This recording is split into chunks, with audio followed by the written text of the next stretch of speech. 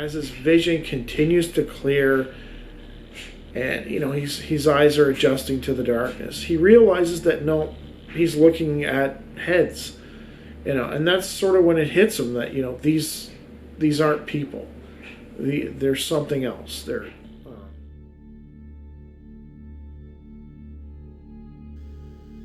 Joseph Blair, a pseudonym, was only 10 years old when he experienced something extraordinary. Years later, he would pen a letter to the Mutual UFO Network about what he saw. In this video, I will be discussing his experience. West Orange, New Jersey. Young Blair was going through a, quote, late bedwetting phase, and was determined to overcome it. He found it to be a point of deep embarrassment, especially given that he was only a few years away from high school.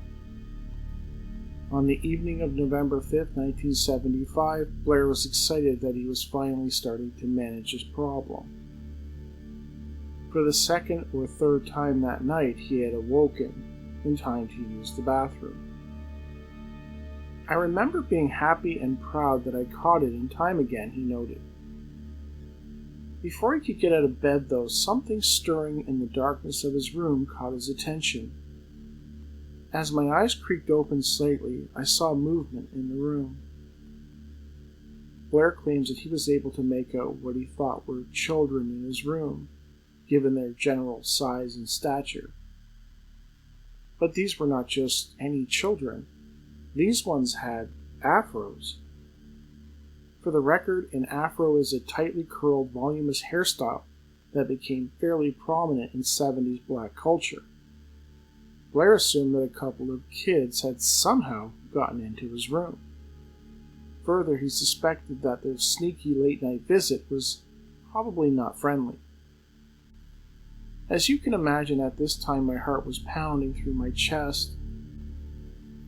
As Blair's eyes continued to adjust to the darkness, he began to realize something that startled him. These weren't afros he was looking at.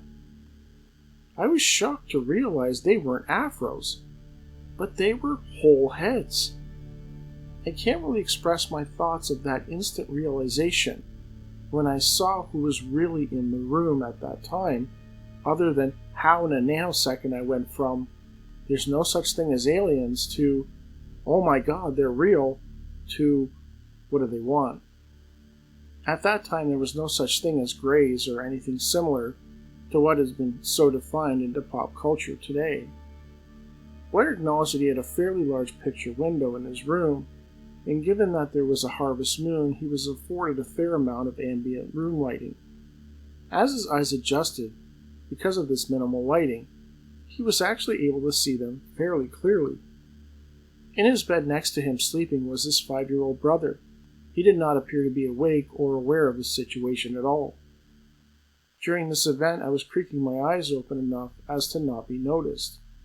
I was laying on my back when I woke up, and my bed covers were at my waist. All I wanted was to get my bed cover up to my head, so I was ever so slowly and methodically creeping them up during this entire event, as not to be noticed. Blair could make out that there appeared to be 2 of these creatures in his room. One was larger. He stood against the wall directly across from the foot of my bed and just stared at me. The second one was kneeling down on the opposite side of his brother's bed. I thought at the time he was doing something to his arm. Blair confesses that he was overwhelmed with emotion. My mind was reeling. My parents' room was directly behind me, and if I screamed, my father would come running in. I remember thinking that the one next to my brother, I was taller than it, and I equated him to being in my grade. Remember, I was 10. So if he came over to me, my big plan was to jump up and dive on him and scream for my dad. The one against the wall was just standing there. I remember him as being a grade or 2 older than me, and he would probably do something before my dad could get in.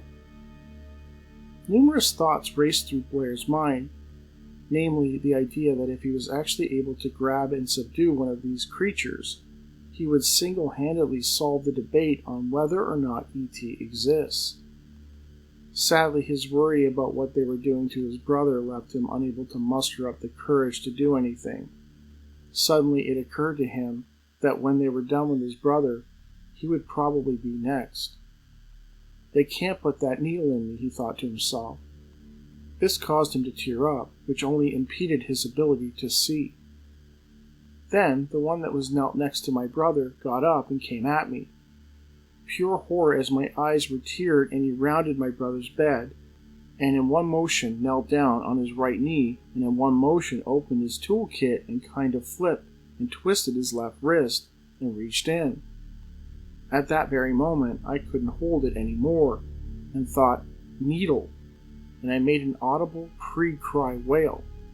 The face that the creature made still haunts me today. Honestly, it's the same face people make when they make a surprise mistake and, eek, I did something embarrassing facial expression. His mouth was just a slit, so when he made that expression, his face rippled and wrinkled like an old man. The sudden awareness that Blair was awake and alert seemed to surprise the creature. Immediately, whatever he was taking out of his box, which was a really weird shape then, but now as an adult I recognized it was hexagonal with a diagonal opening and handle. He put it back in, got up, and they marched out. Again, another part of this memory that creeped me out is how they moved like the military, and moved, or better said marched, out of my room. I was shocked. That was when Blair realized that there was more of them in the house. And this is also when he noticed how in sync they were with each other, their movements, their timing. It was almost mirror image-like. As I looked down the hallway and they passed my parents' room, 2 more came out and filed in line with such precision, and marched down the hall and all turned down the stairs out of my sight. Again, I must stress, the timing was as if they were one. Needless to say, I didn't sleep the rest of the night. One of the things I found interesting about this story is the fact that the witness said that they moved in unison. They were kind of in sync. And it reminds me of the Mirror Men cases that Derek Hayes collects, the host of Monsters Among Us podcast. Yeah, he's collected a large number of these stories in which these typically seen in 3 figures appear, and they move perfectly in sync, like they're mirror images of each other. This is a little different, I guess, because these aren't like, they don't look like people. They look more like the Greys. But the fact that they're moving in unison, they all move exactly the same way at the same time, perfectly in sync. It sounds like it's in the same general area. I'm sure he'd probably be interested in this story. The next morning, Blair awoke as normal, memories intact. His younger brother was fine and oblivious to what had happened, as were his parents. In fact, no one in his family had any inkling of the previous night's weirdness. Blair surmised that had he not woken in the night, none of them would have known of their late-night bedroom intruders. I lived near a large metropolitan area at the time, and our house was the only house surrounded by 260 acres of woods. I only told a handful of people since then and find it very difficult and seriously doubt many of these accounts I read of abductions myself. Ironic, isn't it? They were very, very real, and I wished I dreamed it, but I didn't. Regarding the beings he encountered that night, Blair summed it up. Physical appearance is not as sinister as depicted. More of blue-gray Arctic silver color than gray. Bulbous joints with slightly distended stomachs, very similar to dwarfism. Seen mouth slits move slightly along with large head movement, just as like they were speaking, but I heard nothing. My impression then and now is that these beings are cold and indifferent to us. Basically, they are not our enemies, but they certainly are not our friends. There might be a very good reason our government has kept this secret for so long.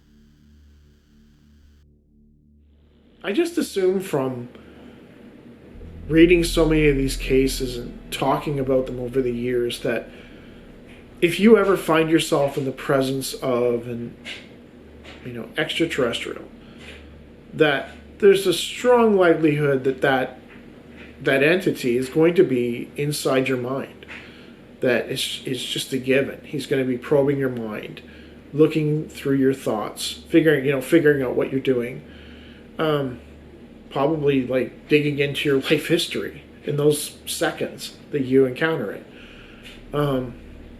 But I don't know, in this case, it definitely sounds like the one entity that was working on his brother, when it came over to him, it sounds somewhat embarrassed by the fact that this kid was still awake, that this kid was conscious and aware of their presence.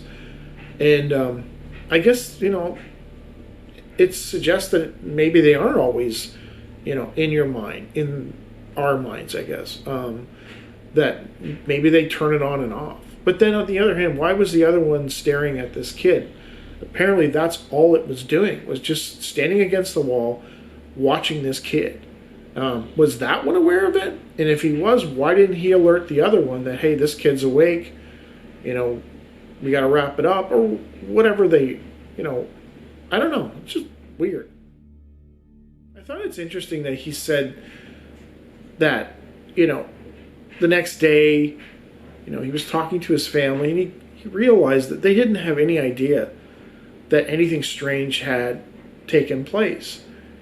And, if he hadn't have woken up, to go to the bathroom, then, would he even know that anything happened? And it does make you wonder if things are happening in the night and people just aren't aware of it.